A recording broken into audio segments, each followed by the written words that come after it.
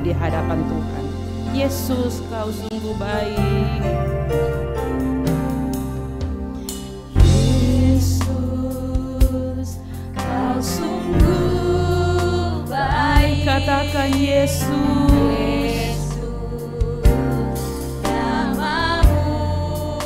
Indah Yesus, ku cinta Kau selalu, ku tinggikan, ku agungkan selamanya. Katakan Yesus,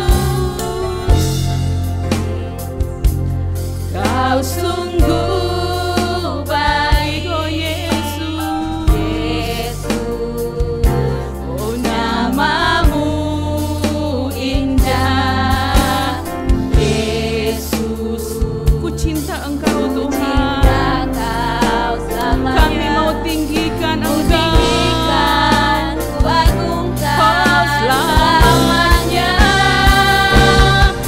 Mau memujimu, ku selalu pujimu, ku mau menyembahmu, ku selalu sembahmu. Kau yang layak terima semua pujian, kemuliaan hanya bagi Tuhan. Amin Yesus. Katakan Yesus, Kau sungguh baik. Yesus, Amin.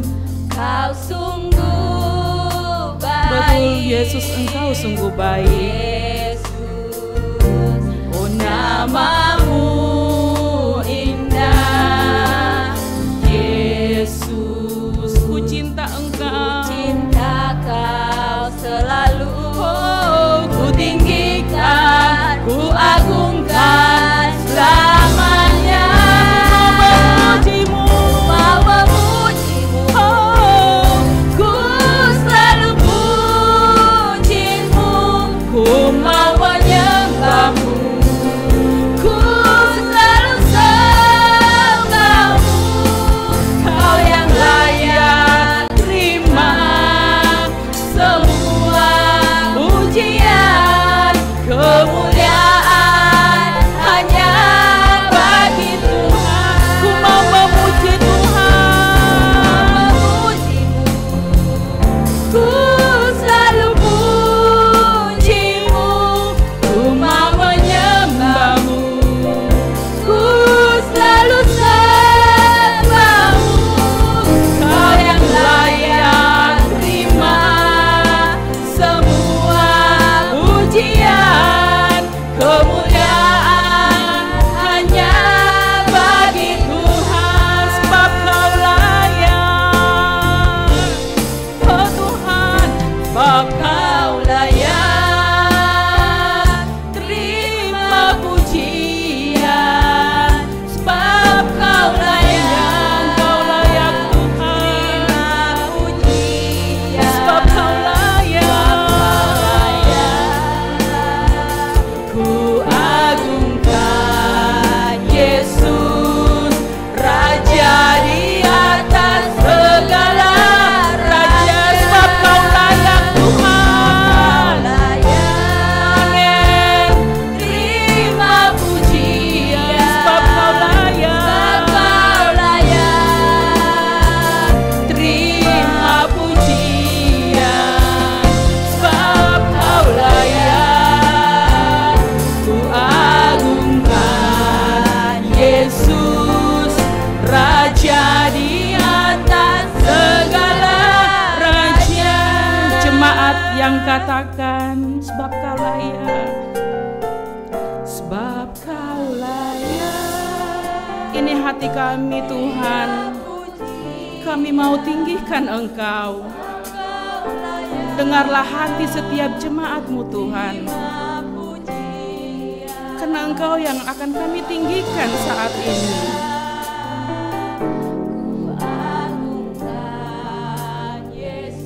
Amin.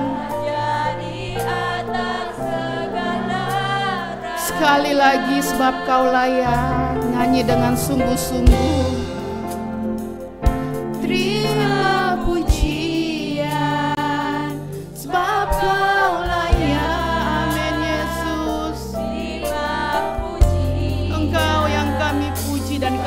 sembah. Amin. Agungkan Yesus, Raja di atas segala. Sebab Kau layak, sebab Kau layak, terima pujian.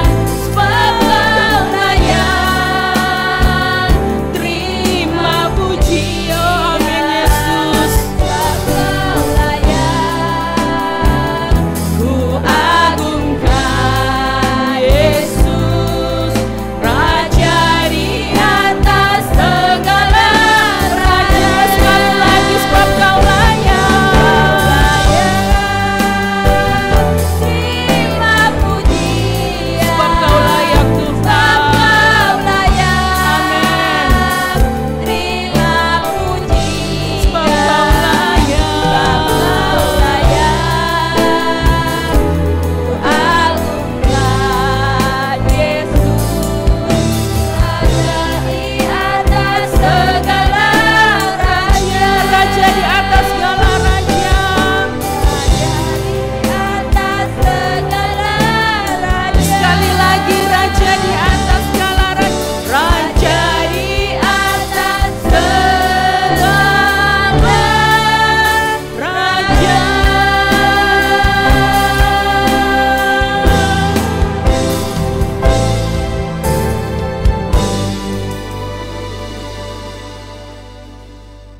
Nats pembimbing kita pada sore hari ini terdapat dalam Efesus 3 ayat yang ke-7. Beginilah bunyi firman Tuhan. Dari Injil itu aku telah menjadi pelayannya menurut pemberian kasih karunia Allah yang dianugerahkan kepadamu sesuai dengan pengejaran kuasanya. Kita akan masuk dalam doa teduh. Kita mau serahkan hati dan pikiran kita agar ketika kita menyembah Tuhan, kita bisa layak dan berkenan di hadapan Tuhan. Kita masuk dalam doa teduh.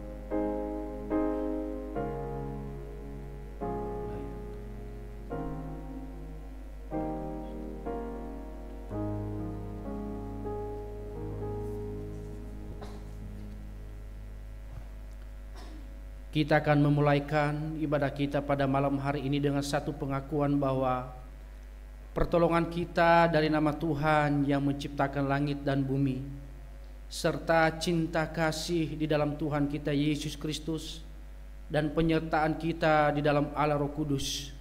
Kiranya berkat Allah Tritunggal memberkati ibadah kita pada saat ini. Amin. Jemaat dipersilakan duduk kembali.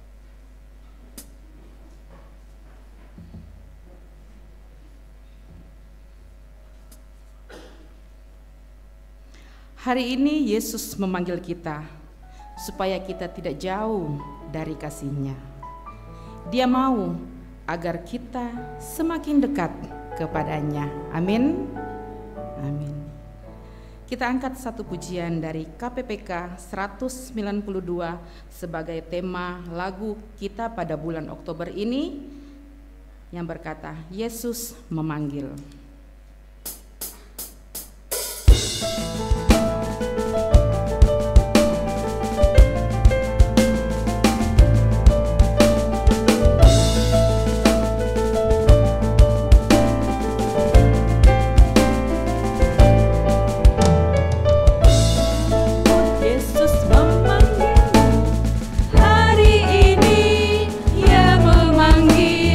Terlantar jauh dari kasih-Nya, semakin jauh kau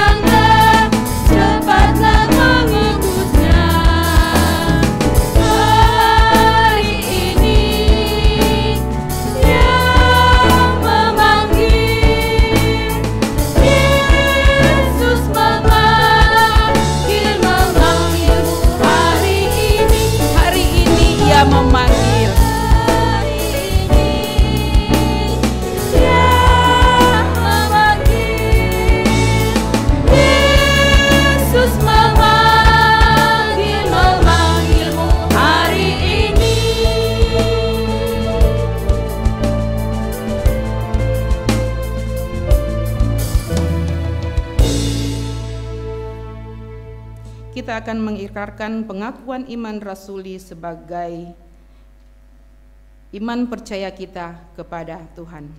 Pengakuan iman rasuli. Aku percaya kepada Allah, Bapa yang Maha Kuasa, Khalid langit dan bumi, dan kepada Yesus Kristus, Anaknya yang tunggal Tuhan kita, yang dikandung daripada Roh Kudus, lahir dari darah Maria, yang menderita sengsara di bawah pemerintahan Pontius Pilatus, disalibkan, mati dan dikuburkan, turun dalam kerajaan maut. Pada hari yang ketiga, bangkit pula dari antara orang mati, naik ke sorga, duduk di sebelah kanan Allah, Bapa yang Maha Kuasa, dan dari sana ia akan datang untuk menghakimi orang yang hidup dan yang mati. Aku percaya kepada Roh Kudus, gereja yang kudus dan am, persekutuan orang kudus, pengampunan dosa, kebangkitan tubuh, dan hidup yang kekal. Amin. Jemaat dipersilakan duduk. Kita akan masuk dalam doa syafaat.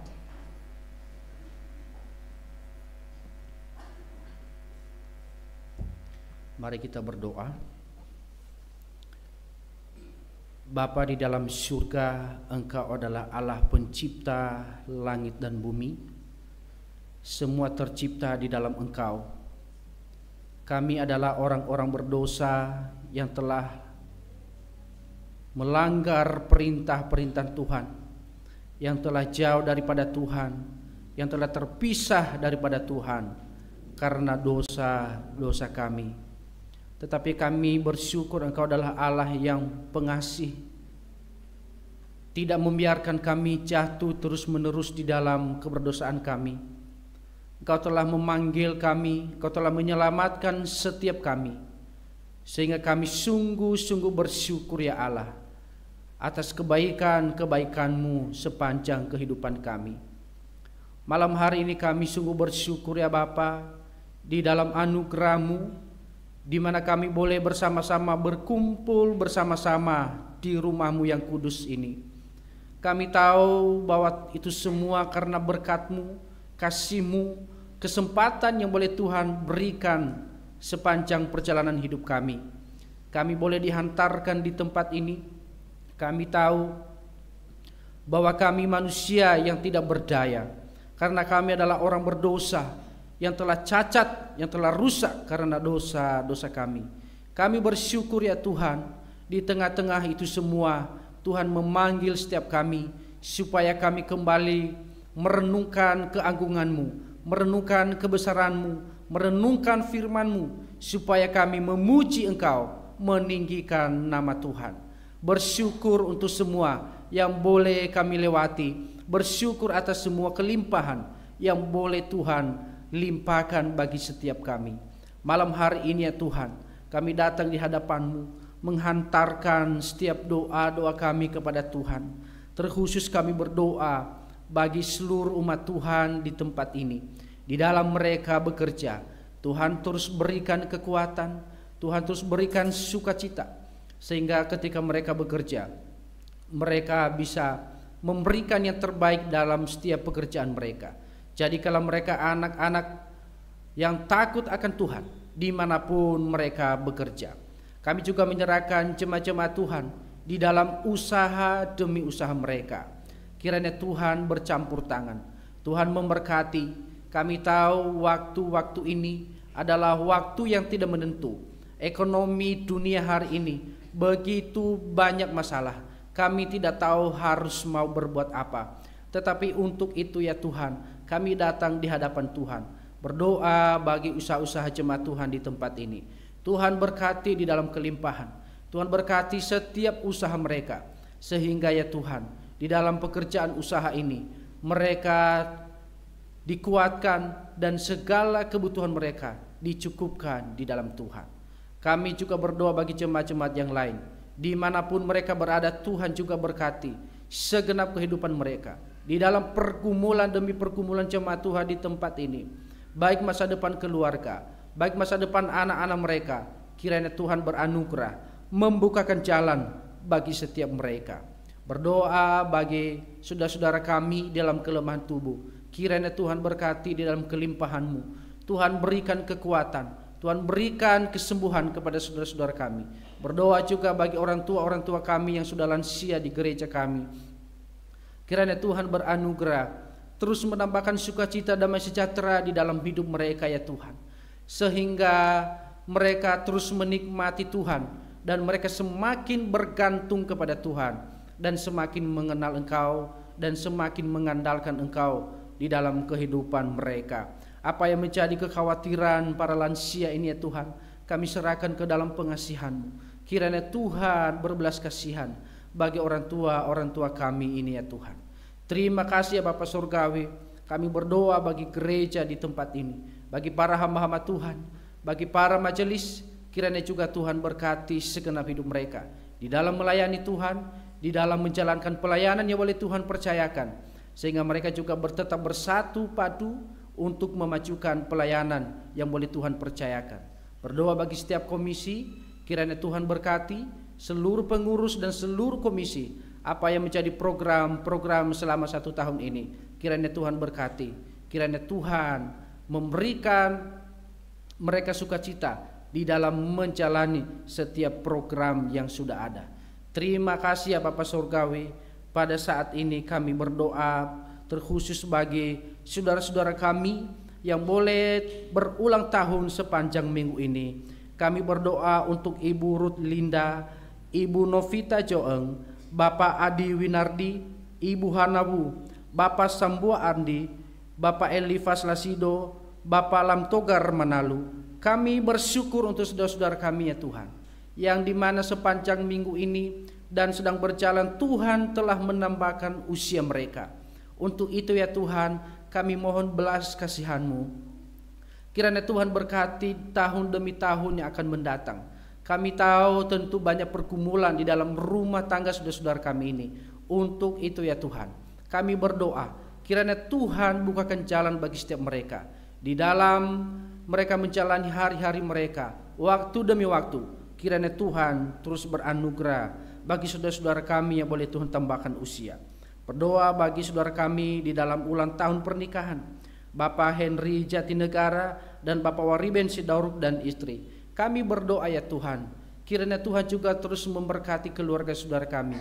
Apa yang menjadi kerinduan mereka, apa yang menjadi keinginan, apa yang menjadi pergumulan demi pergumulan saudara-saudara kami, kiranya Tuhan beranugerah sehingga saudara-saudara kami ini ya Tuhan boleh menikmati berkat-Mu di dalam keluarga mereka. Terima kasih Bapak Surgawi. Terkhusus juga kami berdoa bagi Yayasan Gamaliel. Kami bersyukur Tuhan di dalam anugerah-Mu boleh Tuhan tambahkan apa yang menjadi perlu bagi pembangunan sekolah. Bersyukur di dalam waktu Tuhan, bersyukur atas kuasa-Mu yang boleh Engkau nyatakan melalui yayasan ini Tuhan. Untuk itu kami berdoa terus di dalam perjalanan pembangunan. Tuhan terus berkati, Tuhan terus pimpin sehingga bisa selesai seturut dengan waktunya Tuhan. Berdoa bagi yayasan dan guru-guru staf karyawan. Kiranya Tuhan terus berkati di dalam menjalani sekolah ini ya Tuhan, sehingga sekolah ini tetap berjalan dengan baik. Berdoa bagi siswa yang boleh Tuhan percayakan. Tuhan terus tambahkan mereka hikmat, tambahkan mereka kepandaian, sehingga mereka menjadi anak-anak yang berguna bagi bangsa, berguna bagi keluarga, terlebih kemuliaan bagi nama Tuhan. Terima kasih Bapak Surgawi, bersyukur untuk semua yang boleh kami nikmati di dalam Tuhan. Terkhusus kami berdoa untuk bangsa negara kami. Kami bersyukur Tuhan hari ini bangsa negara kami berada di dalam kendali kuasa Tuhan. Kami percaya bahwa Tuhan tidak pernah meninggalkan bangsa kami. Untuk itu kami menyerahkan pemimpin tertinggi baik sampai pemimpin yang terendah. Kami memohon Tuhan, kiranya Tuhan berkati seluruh kepala-kepala daerah, seluruh pejabat negeri ini. Berikanlah mereka hati yang takut akan Tuhan, sehingga mereka menjalani tugas mereka, wewenang mereka sesuai dengan apa yang telah diberikan tugas kepada mereka. Berdoa juga di bulan November untuk pilkada, baik di tingkat provinsi, baik di kota maupun di daerah, di kabupaten. Kiranya Tuhan berkati berjalan dengan baik. Siapapun yang terpilih kami percaya Tuhan berdaulat atas semua di waktu pemilihan nanti di bulan November. Terima kasih Bapa Sorgawi, kami menyerahkan seluruh bangsa kami, seluruh umat-Mu, seluruh gereja Tuhan di tengah-tengah bangsa negara kami. Tuhan berkati di dalam kelimpahan. Sekali lagi kami menyerahkan ibadah kami malam hari ini.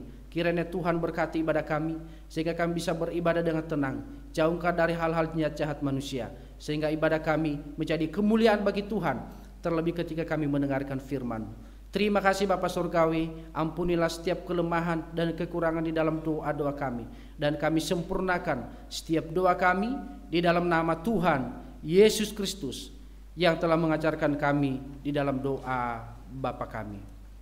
Bapa kami yang di surga, dikuduskanlah namamu, datanglah kerajaan-Mu, jadilah kehendak-Mu di bumi seperti di surga.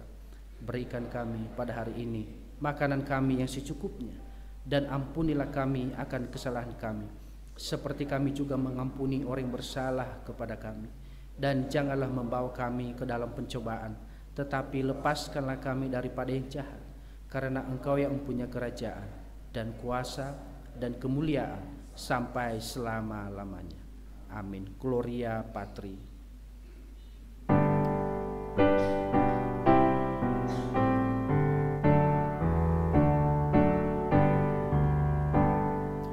Hormat diberi bagi Bapa, Anak, dan Roh Kudus, dari mula sampai sekarang dan selamanya termulia. Amin. Amin. Jemaat disilakan duduk kembali.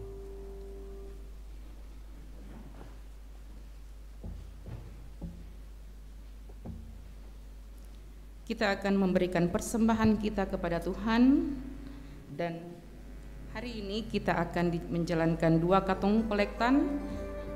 Yang pertama yang hitam untuk kas umum, dan yang kantong kolektan warna merah untuk kas diakonia. Yang bertugas saya persilakan kita angkat pujian Allah itu baik.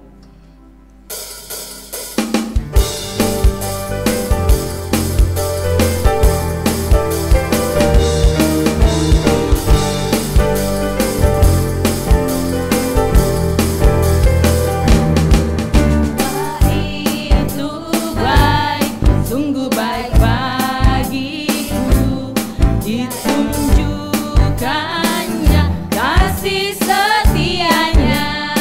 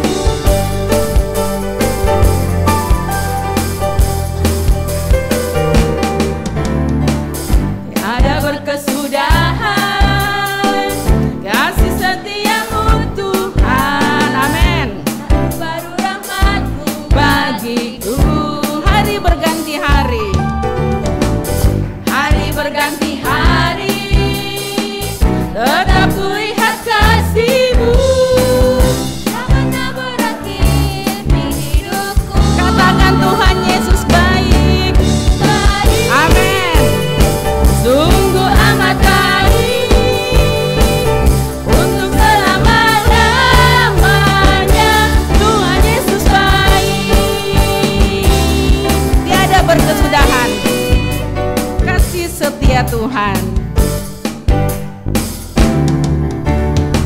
Tiada berkesudahan kasih setiamu Tuhan, selalu baru rahmat-Mu bagiku.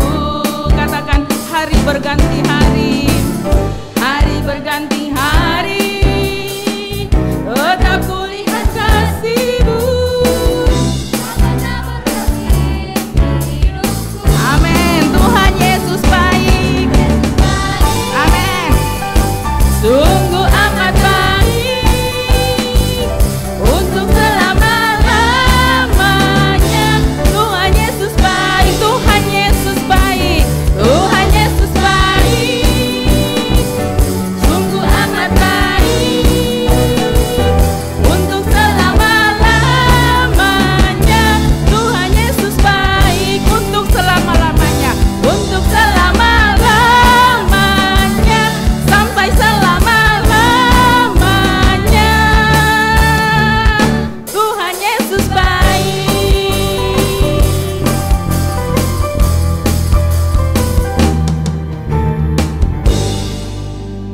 Jemaat berdiri, kita akan masuk dalam doa persembahan.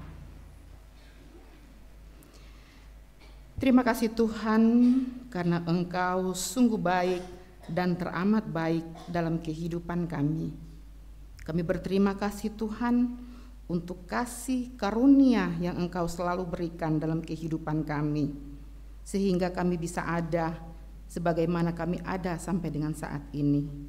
Terima kasih Tuhan untuk kesehatan, untuk kekuatan yang Engkau berikan kepada kami, sehingga kami bisa layak untuk datang menghampiri tahta-Mu. Terima kasih Tuhan, pada malam hari ini kami telah memberikan persembahan kami. Biarlah Tuhan persembahan ini dapat dipakai untuk pelayanan pekerjaan Tuhan dimanapun Engkau berkenan memakainya. Terima kasih Tuhan, persembahan ini kami serahkan ke dalam tangan-Mu Tuhan. Di dalam nama Tuhan kami Yesus Kristus adalah Tuhan kami yang hidup. Haleluya. Amin. Jemaat dipersilakan duduk. Persembahan pujian oleh Komisi Pemuda, saya persilakan.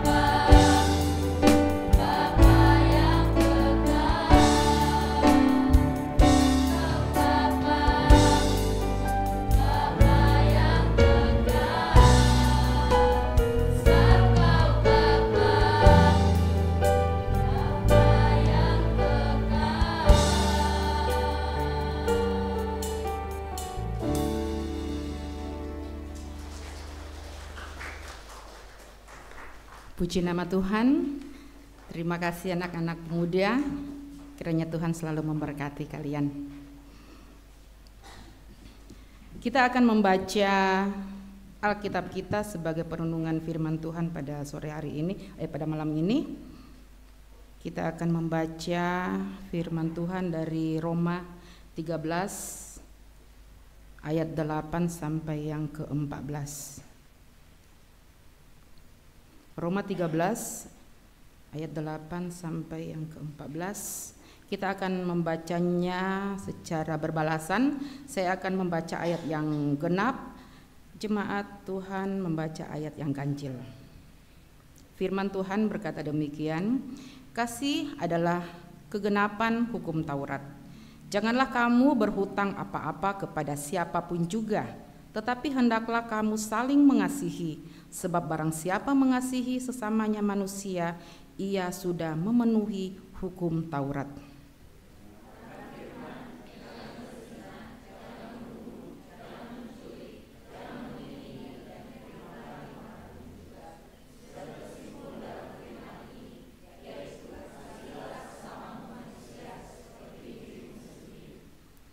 Kasih tidak berbuat jahat terhadap sesama manusia, karena itu kasih adalah kegenapan hukum Taurat.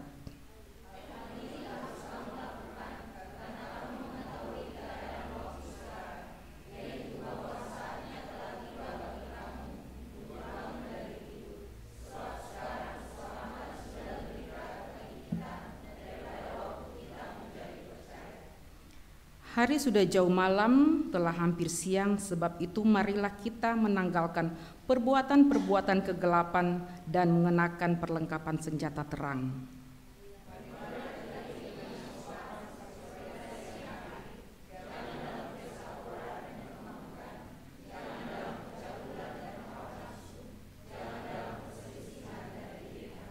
Bersama-sama ayat ke-14. Tetapi kenakanlah Tuhan Yesus Kristus sebagai perlengkapan senjata terang, dan janganlah merawat tubuhmu untuk memuaskan keinginannya. Amin.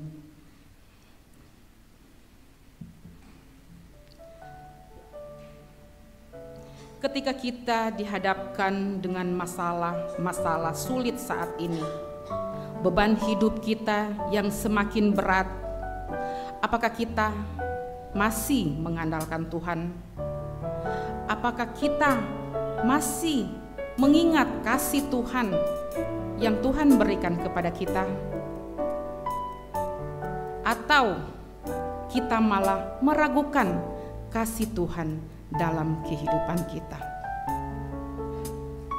Apapun yang terjadi di dalam hidup kita, percayalah, janji Tuhan kepada anak-anaknya yang selalu berserah dan berharap kepada Tuhan. Janji Tuhan, ya dan amin. Apapun yang terjadi dalam hidup kita, kita tidak akan ragu kasih-Nya Tuhan.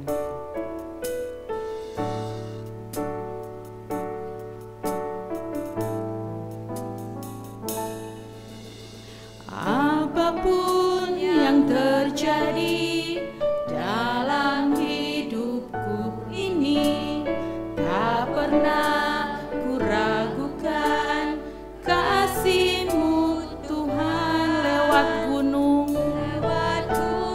yang tinggi, dalam lembah yang curam, tak pernah kuragukan kasih-Mu Tuhan. Katakan lagi, apapun yang terjadi, apapun yang terjadi dalam hidupku ini, tak pernah kuragukan kasih-Mu Tuhan. Lewat gunung yang tinggi, dalam lembah yang curam, tak pernah kuragukan janji-Mu Tuhan.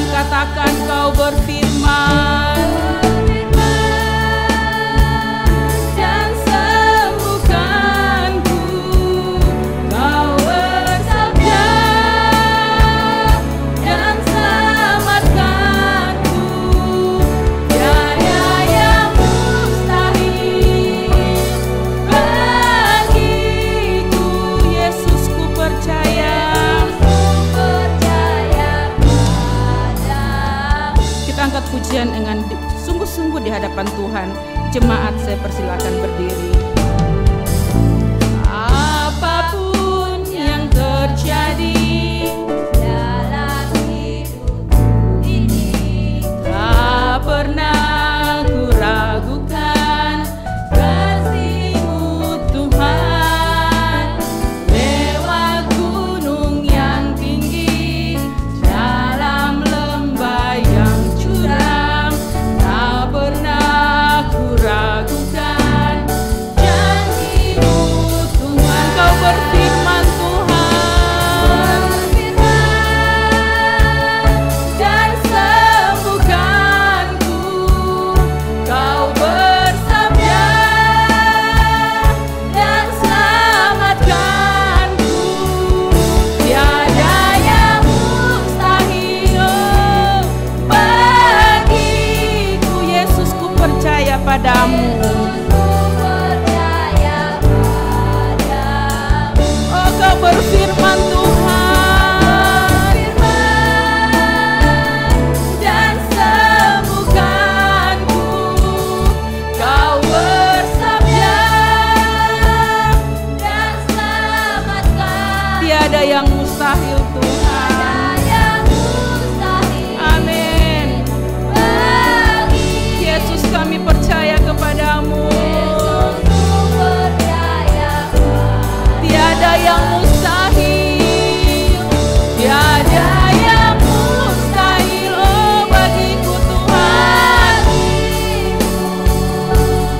Yesus, ku percaya padamu. Katakan dengan sungguh-sungguh, Yesus, Yesus, ku percaya padamu. Sekali lagi dengan sungguh-sungguh, Yesus, ku percaya padamu.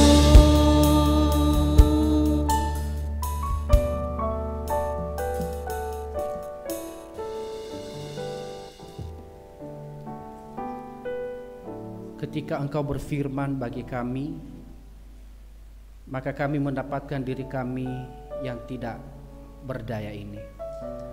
Kami bersyukur ya Tuhan, Engkau memberikan firman-Mu menjadi panduan pedoman bagi kehidupan kami, sehingga kami boleh mengenal Allah yang benar, sehingga kami boleh mengenal siapa kami. Kami sungguh bersyukur ya Tuhan. Malam hari ini di dalam anugerah Tuhan, kiranya Tuhan bukakan setiap hati kami, agar kami boleh memahami, mengerti bagian daripada firman Tuhan tentang pokok-pokok di dalam reformator gereja. Kami bersyukur ya Tuhan, kami mohon hikmat daripada Tuhan. Hamba yang hina tidak berdaya ini, kiranya Tuhan pakai bagi kemuliaan Tuhan.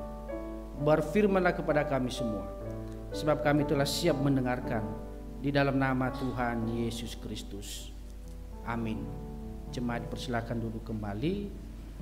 Shalom. Baik saudara, kita sungguh bersyukur pada malam hari ini memasuki minggu pertama bulan Oktober. Saudara, satu bulan ini kita akan membahas tentang pokok-pokok pemikiran daripada reformasi gereja, tokoh-tokoh para reformator. Saudara, malam hari ini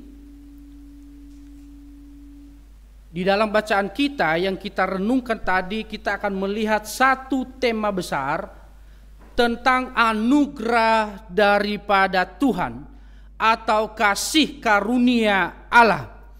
Saudara, pada abad pertengahan sebelum terjadinya reformasi yang dilakukan oleh Luther, saudara, beberapa tokoh-tokoh reformator sebelumnya melakukan satu gerakan-gerakan penolakan terhadap apa yang dilakukan oleh gereja saat itu. Saudara, seorang John of Gaunt adalah seorang yang berasal dari Inggris, saudara, ya, melakukan satu gerakan kecil menyerukan reformasi gereja, menolak yang namanya hierarki gereja. Dia menolak, pertama adalah hierarki gereja, yang kedua menuntut supaya akses kepada seluruh umat manusia boleh memiliki akses yang sama untuk membaca Alkitab. Saudara, sebelum zaman reformasi, sedikit informasi bagi kita bahwa zaman itu di mana Alkitab masih belum diterjemahkan di dalam berbagai bahasa, Alkitab sangat terbatas, saudara. Dan orang yang membaca Alkitab adalah hanya orang-orang yang telah lulus teologi, saudara. Jika masyarakat biasa tidak akan mungkin bisa membaca Alkitab. Saudara, hal ini menjadi satu kegelisahan di dalam diri beberapa tokoh-tokoh di dalam kekristenan, saudara. Mereka mulai gelisah keterbatasan semua orang jemaat untuk mengerti firman Tuhan. Saudara, di zaman itu setiap orang, bahkan ada satu kisah di satu perpustakaan, saudara, itu di sudut-sudut kertas itu dikasih racun, saudara. Ditaruh racun supaya setiap orang yang membaca buku itu akan terdeteksi siapa saja yang sudah membaca buku. Karena biasa orang kalau baca buku selalu kasih jarinya di lidah untuk membasahi tangan, nanti masuk racunnya, saudara.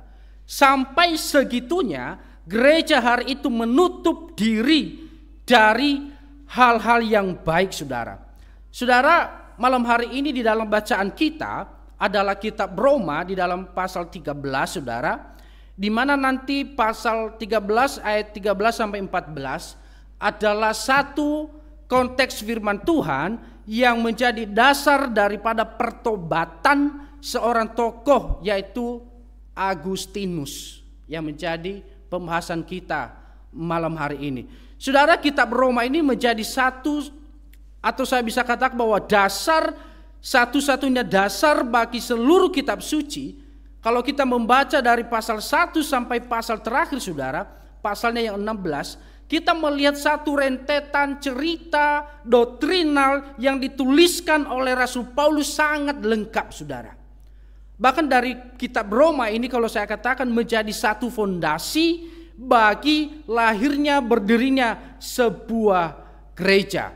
Nah, saudara, kitab Roma ini menjadi satu kitab yang paling berpengaruh sepanjang sejarah, saudara. Puluhan ribu buku tercipta melalui pembahasan di dalam kitab Roma. Bahkan kalau kita melihat, saudara, beberapa tokoh-tokoh reformator itu bertobat melalui tulisan-tulisan di dalam kitab Roma. Salah satu tadi adalah Agustinus, yang kedua adalah Martin Luther yang membaca Roma 1 pasal 1 ayat 17. Dia berkata, orang benar akan hidup oleh iman. Ada John Wesley, saudara. Terus ada Karl Barth, saudara, seorang yang menekankan tentang kedaulatan Allah. Saudara, kitab Roma adalah kitab yang begitu kaya, begitu luar biasa, saudara. Nah, saudara, mari kita akan pelan-pelan membahas satu persatu yang boleh kita renungkan malam hari ini. Adalah pergumulan manusia tentang dosa. Ini akan menjadi satu pergumulan dari seorang Agustinus nantinya, saudara. Saudara, kejatuhan manusia dalam dosa membuat manusia tidak lagi berdaya. Di dalam Roma pasal 3:23 dikatakan bahwa karena semua orang telah berbuat dosa dan telah kehilangan kemuliaan Allah. Saudara, semua orang yang telah berbuat dosa, Alkitab menuliskan bahwa telah kehilangan satu kemuliaan Allah yang ada di dalam diri mereka. Saudara, kejatuhan manusia, Adam dan Hawa tidak berhenti sampai di sana. Kejatuhan manusia, Adam dan Hawa terus lanjut anak cucu mereka sampai kepada kita hari ini. Saudara, satu pandangan Agustinus berbicara tentang dosa Adam dan Hawa adalah dosa asal atau dosa warisan. Saudara, banyak orang bekerja keras untuk mewarisi harta kepada anak-anaknya. Tetapi dosa Adam diwariskan kepada kita, diwariskan kepada seluruh umat manusia. Saudara, satu pemahaman dari Agustinus mencoba memahami bahwa dosa daripada Adam, dosa daripada Hawa telah meracuni, merusak seluruh generasi berikutnya. Maka Alkitab menuliskan bahwa tidak ada satupun manusia yang tidak berdosa. Nah saudara terkasih, di dalam pemahaman Agustinus tentang dosa asal ini saudara pernah disanggah, ya, ada seorang namanya Pelagius. Seorang Pelagius ini saudara, ia percaya begini, bahwa setiap orang, setiap manusia, setiap bayi lahir tanpa dosa. Itu pemahaman daripada Pelagius.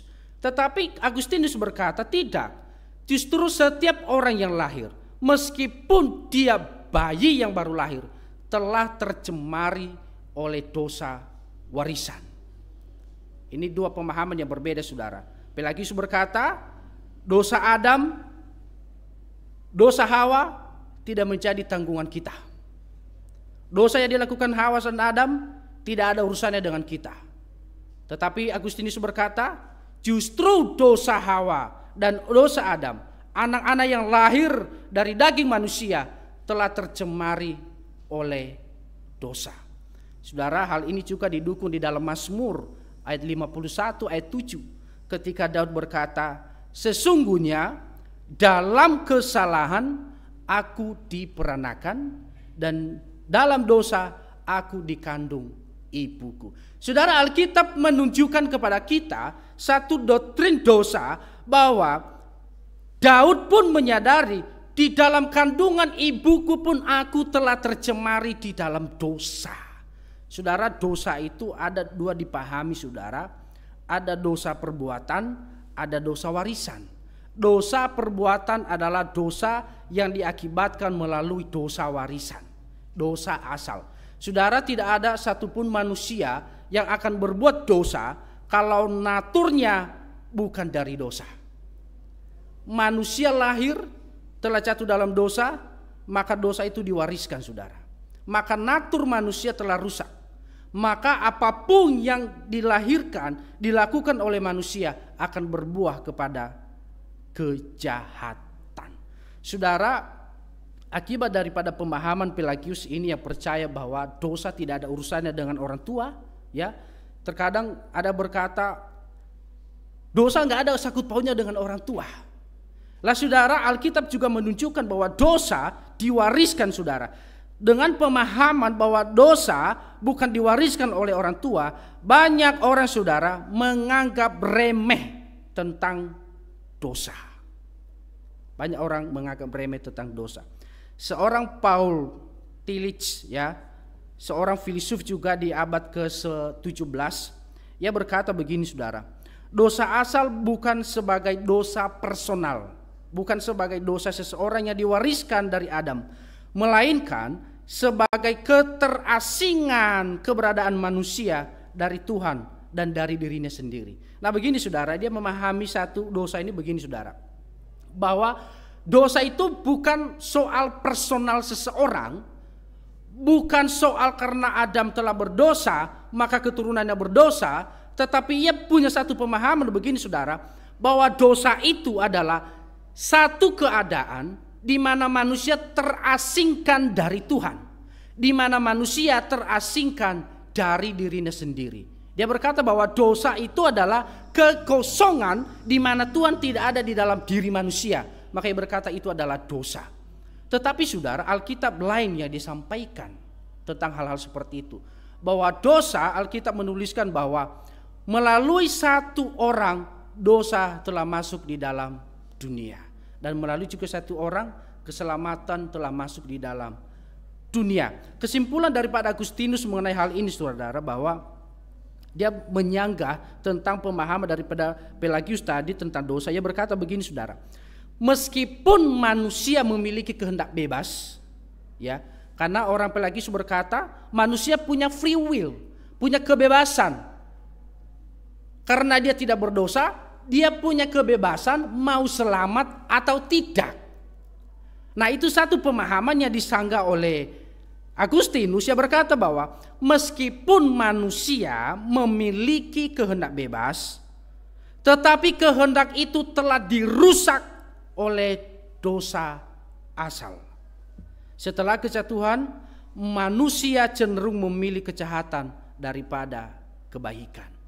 Nah saudara, ini sedikit pemahaman kita tentang arti dosa warisan dosa itu apa saudara?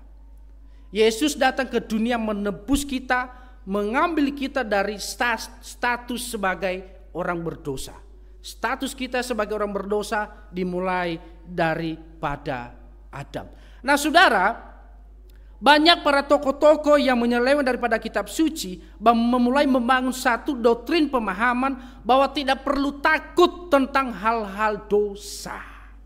Saudara, nanti kita akan melihat kehidupan satu progresif kehidupan tentang Agustinus, bagaimana juga ia bergumul di dalam dosa saudara. Banyak orang mengabaikan, bahkan mereka membuat satu argumentasi bahwa boleh kita berdosa. Karena kita punya kehendak bebas, maka kita bisa memilih mau selamat atau tidak selamat. Saudara, dosa itu bukan setelah manusia jatuh dalam dosa, manusia sudah tidak mampu memilih saudara. Kenapa? Di dalam Roma ayat 6, pasal 6 ayat 23 dikatakan, sebab upah dosa ialah maut saudara. Upah dosa ialah maut. Tidak ada sesuatu hal yang bernilai dari diri manusia yang bisa ia tawarkan kepada Allah supaya ia selamat saudara. Tidak ada sesuatu nilai yang berharga dari diri manusia yang bisa ia tawarkan kepada Tuhan supaya Tuhan mau mengampuni dia. Saudara, satu pemahaman lagi Agustinus, ia berkata begini bahwa umat manusia adalah gumpalan kebinasaan. Tidak mampu tanpa kasih karunia penebusan Allah, maka manusia hanya hidup di dalam kebajikan, kekafiran. Saudara, kita kan punya pemahaman secara umum, kita berkata bahwa aku berbuat baik. Jika saya berbuat baik, mungkin Tuhan akan menghitung perbuatan-perbuatan baik itu dan dia jadikan sebagai transaksional untuk saya untuk memperoleh keselamatan. Saudara, di dalam pemahaman kita, baik juga kitab suci yang didapatkan seorang Agustinus, bahwa tidak mungkin saudara. Kenapa? Karena manusia adalah gumpalan kebinasaan. Tidak mungkin bisa manusia keluar daripada lumpur dosa. Meskipun orang berkata saya berbuat baik terhadap sesamaku, tetapi Alkitab tulis bahwa tidak ada kebaikan di dalam diri manusia. Saudara, seringkali kita berbuat baik itu ada tuntutannya saudara. Meskipun Alkitab berkata kasihilah sesamamu manusia, kasihilah orang yang berbuat dosa kepadamu, kasihilah yang berbuat jahat saudara, itu realitanya hal yang terkadang mustahil kita lakukan. Tetapi realita yang terjadi dalam diri kita, di dalam sosiologinya kita saudara, jika engkau baik sama saya, aku baik padamu. Nah, hal-hal seperti ini seringkali kita jadikan berarti kalau saya baik kepada sesama, dia senang, berarti Tuhan senang. Saudara, tidak demikian. Ya. Bahkan Agustinus berkata, jika Tuhan menjebloskan manusia ke dalam neraka, di dalam perapian di dalam neraka, itu tidak lain hanyalah keadilan Allah.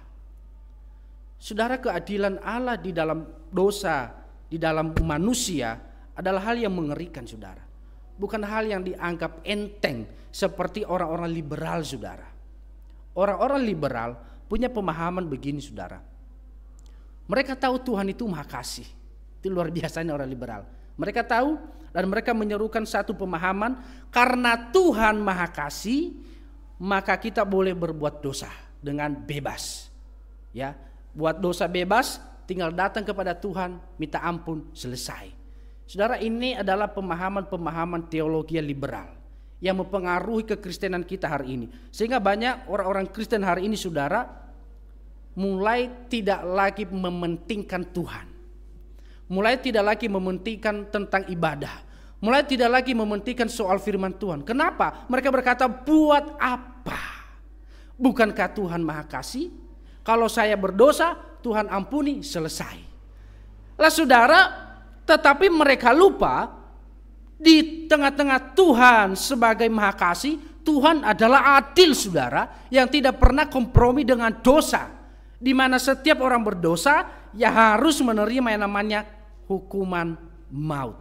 Nah saudara, kesimpulan daripada hal ini saudara, bahwa dosa adalah perbuatan melawan Allah serta semua manusia mendapatkan status sebagai orang berdosa. Siapakah manusia? Dia adalah orang berdosa. Kalau ditanya siapakah manusia? Dia adalah orang berdosa. Pergumulan demi pergumulan di dalam dosa, Agustinus berkata, jika tidak diselesaikan, jika tidak disertai dengan kasih karunia Allah, maka sia-sia kita bergumul di dalam dosa. Nah, saudara terkasih, kita akan melihat bahwa satu yang dilakukan oleh manusia mulai bergumul di dalam dosa, mereka melakukan satu pemahaman yang luar biasa mereka anggap baik sebagai pegangan untuk memperoleh keselamatan hidup saudara. Tetapi semua itu digagalkan melalui kitab suci. Satu kesimpulan bahwa tidak ada satupun manusia yang bisa selamat kalau hanya bergumul di dalam dosa. Tetapi saudara, ketidakberdayaan manusia, ketika kerusakan manusia secara total saudara, disitulah dibutuhkan namanya kasih karunia Allah. Kalau Bapak Ibu mengikuti tokoh-tokoh reformasi gereja saudara, semua tokoh reformasi gereja menancapkan dasarnya di dalam kasih karunia Allah. Mereka berkata semua karena kasih karunia Allah. Saudara, ketika manusia sudah tidak mampu menyelamatkan diri, disitulah Allah menyatakan kasih-Nya kepada manusia melalui kematian daripada Kristus. Saudara, keadilan dan kasih Allah tadi disitulah bersatu saudara. Kasih Allah memberikan kesempatan kepada manusia untuk selamat. Keadilan Allah, manusia harus dihukum di dalam dosa. Bagaimana supaya kedua-duanya ini bersama? Melalui kematian Kristus. Yesus mempersembahkan diri sebagai persembahan yang sempurna bagi Allah, supaya manusia tidak lagi dihukum. Semua keadilan Allah dicurahkan di dalam hukuman kepada Yesus. Dan semua kasih Allah dinyatakan melalui kematian daripada Kristus. Nah, saudara yang terkasih, sehingga tokoh-tokoh daripada sejarah ini seperti Agustinus, dia berkata begini saudara, belas kasihan Tuhan sedemikian rupa sehingga tanpa kita menduga Dia telah memilih sebagian kecil jiwa diselamatkan untuk ketetapannya tanpa menunggu jasa manusia. Nah, artinya begini saudara, ini berbicara predestinasi, pemilihan Allah. Artinya begini saudara, banyak orang berkata begini bahwa Yesus mati untuk semua orang. Yesus mati untuk seluruh dunia. Banyak orang memegang ini saudara. Karena beberapa juga ayat kita bahwa Yesus datang untuk dunia, Yesus datang menyelamatkan semua orang. Tetapi saudara, kalau kita melihat lebih dalam lagi, kalau demikian statementnya benar, kenapa kita harus percaya Yesus? Kan begitu saudara. Kalau kematian Yesus untuk menghidupkan seluruh umat manusia tanpa terkecuali, untuk apa kita harus percaya Yesus? Tetapi saudara, supaya kematian Kristus itu benar-benar efektif, benar-benar sempurna saudara, maka Ia mati bagi orang-orang pilihan. Saudara, itu yang dikatakan seorang Agustinus, bahwa Tuhan telah memilih sebagian kecil orang untuk diselamatkan. Saudara, banyak gugatan-gugatan, banyak orang yang tidak percaya hal ini dan mulai berkata, kalau begitu Allah tidak adil. Kalau hanya orang yang percaya Yesus masuk surga, berarti Allah tidak adil saudara. Nah, di dalam pemahaman seperti itu saudara, bahwa Agustinus juga pernah menentang hal ini dan dia berkata begini, bahwa seseorang yang mempertanyakan keadilan Allah adalah orang yang tidak punya hak sama sekali. Kenapa saudara? Manusia yang telah jatuh di dalam dosa, dia tidak punya hak mempertanyakan di mana keadilan Allah. Karena ia sudah jatuh di dalam dosa. Nah saudara, Agustinus melanjutkan begini bahwa semua hak dan kebebasan manusia telah rusak total. Atau kerusakan total seperti yang dipahami oleh Calvin saudara. Bahwa semua kebebasan manusia hak manusia di hadapan Tuhan telah rusak. Manusia tidak punya hak menuntut Allah. Nah saudara, kita melihat satu ayat firman Tuhan yang tertulis di dalam kitab Keluaran 33 ayat 19. Firman Tuhan berkata demikian begini saudara. Keluaran 33 ayat 19. Tetapi firman-Nya, aku akan melewatkan segenap kegemilanganku dari depanmu dan menyerukan nama Tuhan di depanmu.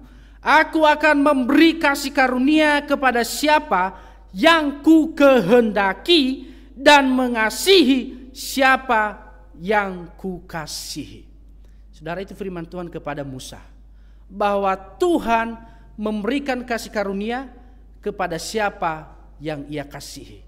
Nah saudara, ini satu kebanggaan kita sebagai orang percaya, sebagai orang Kristen, bahwa Tuhan memberikan kasih karunia-Nya kepada kita saudara.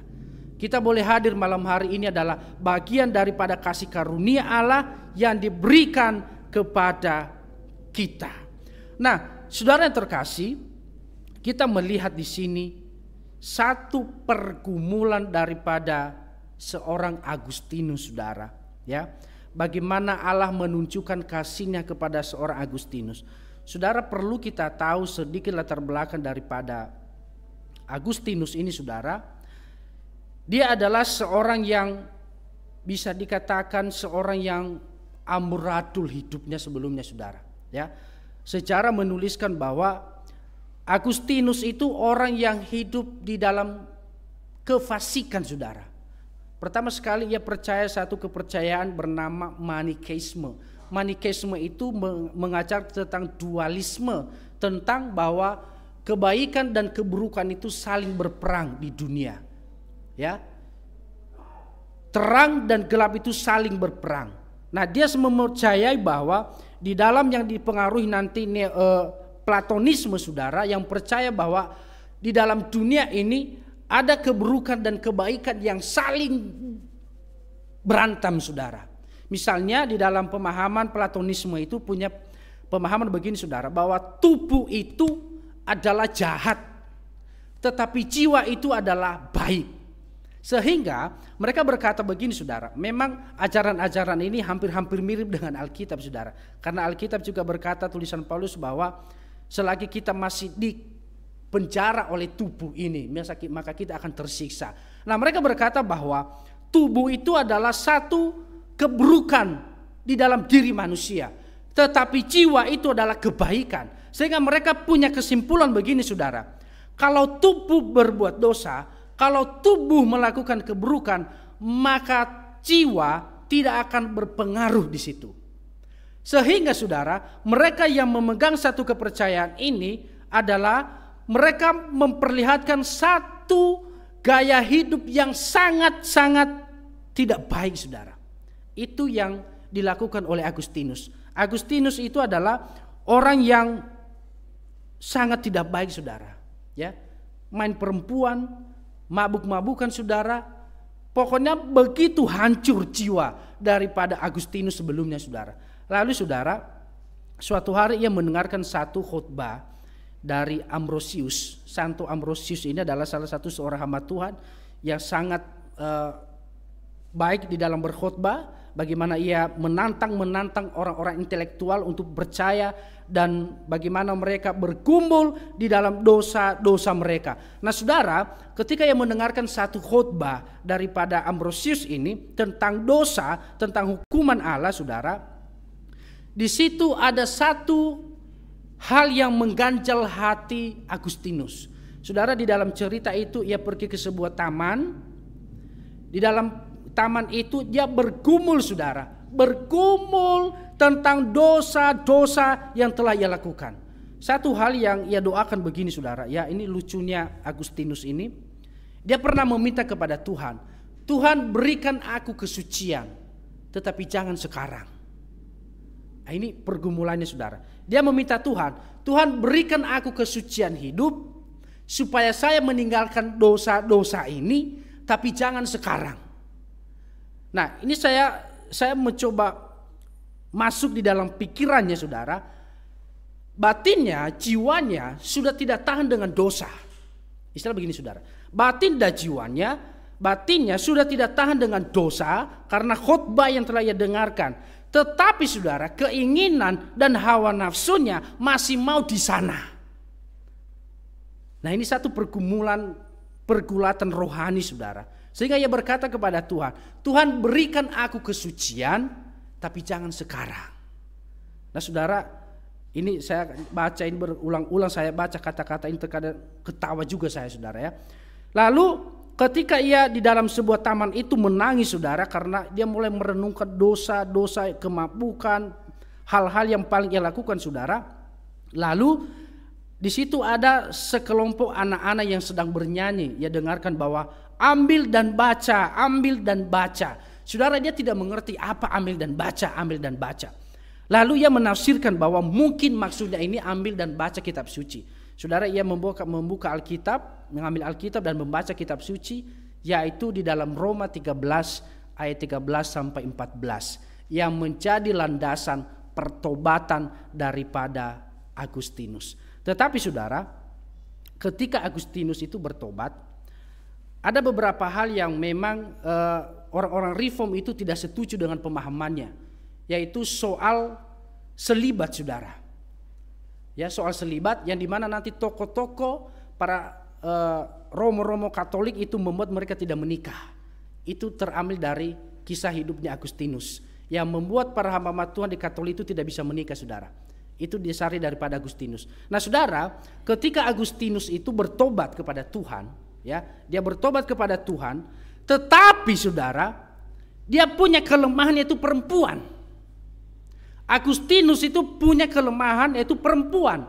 Lalu di dalam pergumulan itu dia berkata begini saudara, saya mau mengambil keputusan mengikut Yesus, menyerahkan hidup sepenuhnya kepada Tuhan. Tetapi saudara, dia menyadari dirinya bahwa dia lemah di dalam kedagingan saudara, di dalam hawa nafsu kepada seksualitasnya. Lalu saudara, dia membuat satu pemahaman bahwa berarti kalau saya ikut Yesus, maka saya merubah seksualitas saya, tidak lagi menikah. Jadi dia menyerahkan hidupnya kepada Tuhan dan dia berkata tidak boleh menikah, harus selibat. Nah saudara, ini menjadi dasar bagi orang-orang Katolik karena Agustinus ini adalah salah satu bapak-bapak gereja yang dijadikan santo bagi orang Katolik. Bagaimana ia menjadi tokoh yang paling dikagumi saudara. Tetapi pemahamannya tentang selibat ini adalah ditolak oleh orang-orang reform seperti kita. Saudara, Tuhan tidak pernah berkata bahwa mengikut dia jangan menikah saudara. Nah ini menjadi satu hal di dalam pergumulan daripada Agustinus. Yang kedua, Agustinus juga saudara memberikan satu pemahaman tentang perang, ya, yang menjadikan pemahaman Agustinus ini tentang perang saudara seluruh dunia memegang. Ada yang namanya etika berperang. Di dalam etika berperang, Agustinus berkata boleh berperang. Ya, misalnya kalau ditanya ada orang luar negeri mau menjajah Indonesia, maukah kita melawan? Nah, di dalam pemahaman Agustinus itu boleh. Orang Kristen bisa berperang dan boleh berperang. Tetapi ada etika-etika perang saudara. Di dalam etika perang misalnya yang diputuskan PBB itu adalah orang-orang yang membawa atau jurusan kesehatan yang masuk ke area perang tidak boleh ditembak. Orang atau musuh tentara lain yang sudah lemah, sudah tidak berdaya, tidak boleh ditembak. Nah itu namanya etika-etika di dalam perang. Nah walaupun hari ini saudara kita melihat perang terkadang itu dilanggar semua saudara. Daripada keegoisan daripada sebuah negara. Nah saudara, kalau kita kembali tadi kepada Agustinus tentang pergumulannya tentang dosa, sehingga ia mengatakan begini saudara, bahwa oleh kasih karunia Allah manusia bisa selamat. Oleh kasih karunia Allah manusia bisa merenungkan dosanya dan bisa bertobat. Nah saudara yang terkasih, meskipun kita merenungkan dosa, ya banyak orang berjanji, Tuhan Ya apalagi kalau tahun-tahun baru saudara, sebentar lagi tahun baru, biasanya Tuhan 1 tahun ini sudah berdosa, mulai tahun depan saya bertobat. Tetapi realitas saudara tidak sesuai fakta. 1 hari 2 hari mungkin baik, mulai selanjutnya kembali lagi saudara. Nah, tetapi bagi Agustinus bahwa ketika kita bergumul dengan dosa, kita tidak akan pernah menyadari diri kita sebagai orang berdosa, kita tidak pernah mendapatkan keselamatan kalau bukan kasih karunia Allah semata. Sehingga saudara yang terkasih, kita melihat di ayatnya yang ke-8 dan 9, di dalam Roma ayat 8 dan 9 saudara, janganlah kamu berhutang apa-apa kepada siapapun juga, tetapi hendaklah kamu saling mengasihi, sebab barang siapa mengasihi sesamanya manusia, ia sudah memenuhi hukum Taurat. Karena firman, jangan berzinah, jangan membunuh, jangan mencuri, jangan mengingini, dan firman lain manapun juga sudah tersimpul dalam firman ini, yaitu kasihilah sesamamu manusia seperti dirimu sendiri. Nah saudara, beberapa tokoh menganggap bahwa hukum Taurat itu adalah sebuah panduan saudara. Sebuah panduan bahwa kita menyadari, oh saya orang berdosa. Kenapa? Di dalam Roma 7 ayat 7 dikatakan begini. Jika demikian, apakah yang hendak kita katakan, apakah hukum Taurat itu dosa? Sekali-kali tidak. Sebaliknya, justru oleh hukum Taurat aku telah mengenal dosa, karena aku juga tidak tahu apa itu keinginan kalau hukum Taurat tidak mengatakan jangan mengingini.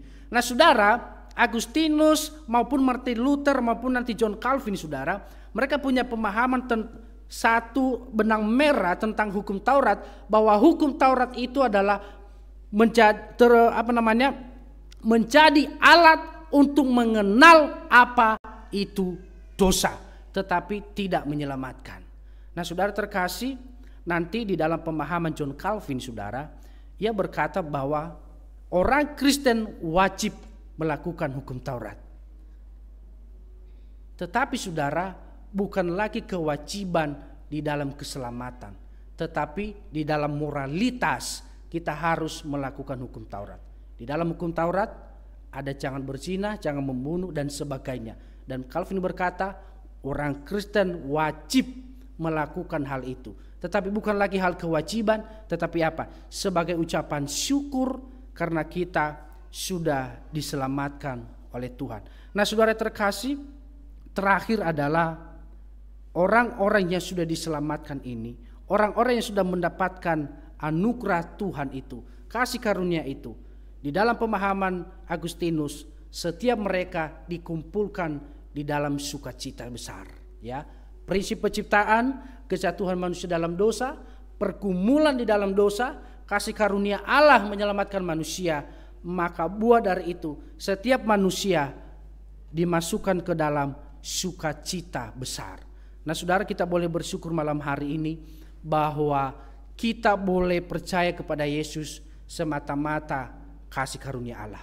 Bukan kehebatan saudara, bukan karena kita hebat, tetapi semata-mata kasih karunia Allah sehingga kelak kita dikumpulkan bersama-sama dengan Tuhan menikmati sukacita besar. Mari kita berdoa. Kami mengucap syukur ya Tuhan, kami boleh merenungkan kebenaran firman Tuhan melalui pemikiran-pemikiran dari hamba-Mu, tokoh gereja besar bernama Agustinus. Kami bersyukur ya Tuhan, kami boleh melihat kasih karunia Allah melalui Agustinus yang bergumul atas dosa-dosanya. Kami boleh melihat bagaimana lawatan Tuhan, bagaimana kasih itu dinyatakan kepada hamba-Mu Agustinus. Kami juga percaya bahwa kami yang bergumul dalam dosa, kami percaya Tuhan memberikan kasih karunia, sehingga malam hari ini kami boleh bersama-sama ada di tempat ini, semua karena kasih karunia-Mu bagi kami. Terima kasih Bapa Surgawi, kami menyerahkan firman-Mu, biarlah itu menjadi kekuatan bagi setiap kami. Terpujilah Engkau Bapa, ini doa kami, di dalam nama Tuhan Yesus kami berdoa dan bersyukur. Amin. Baik saudara, sebelum kita mengakhiri ibadah kita akan mendengarkan warta gereja.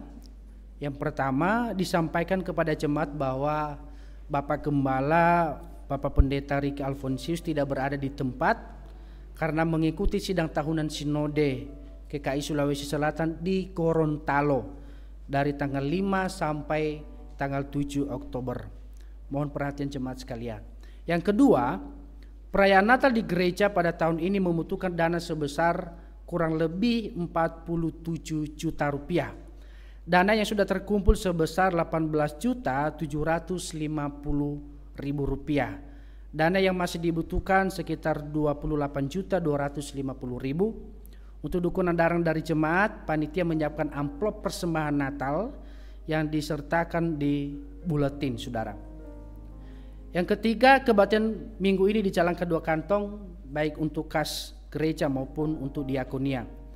Keempat, dihimbau kepada jemaat untuk mengikuti kebaktian doa puasa pada hari Rabu untuk mendukung pembangunan daripada sekolah Gamaliel.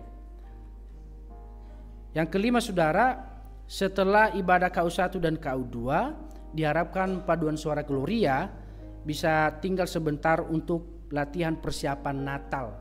Dan setelah itu juga dilanjutkan dengan latihan paduan suara pemuda dan remaja setelah paduan suara Gloria. Dan pengurus komisi wanita di ibadah hari Kamis dan pemuda dan remaja mengundang saudara-saudara ikut ibadah membahas tentang penafsiran Alkitab. Setelah kebaktian malam ini, majelis mengadakan cafe and tea time. Mohon keikutsertaan jemaat. Mewakili jemaat, mewakili majelis dan nama Tuhan, jika ada jemaat yang baru pertama sekali beribadah di tempat ini, bisa kami mohon berdiri di tempat. Yang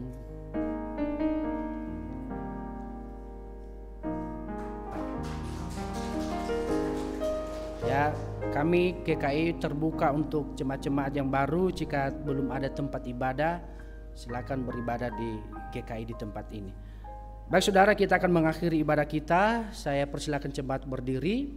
Kita pujikan pujian doksologi dan doa berkat Bapak Pendeta Jeffrey.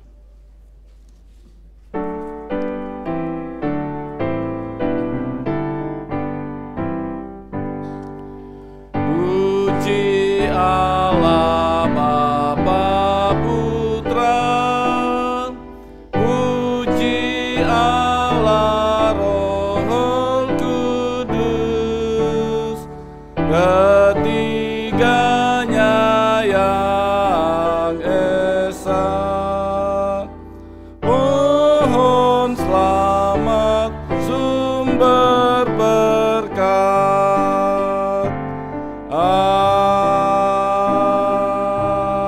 Amin. Jemaat yang dikasihi oleh Tuhan, marilah kita pulang ke rumah kita masing-masing dengan penuh sukacita dan damai sejahtera. Marilah kita melakukan kebenaran firman Tuhan di dalam kehidupan kita. Marilah kita arahkan hati kita kepada Allah dan terimalah berkat-Nya.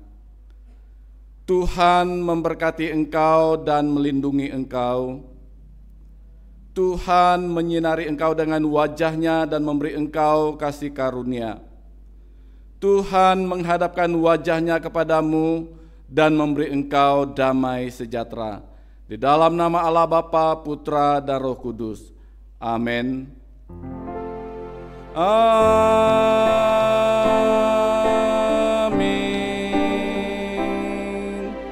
Amin.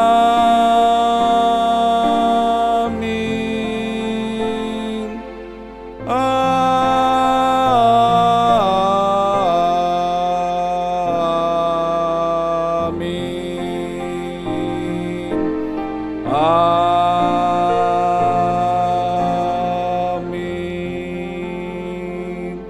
Amin. Tuhan Yesus memberkati. Silakan duduk saat teduh.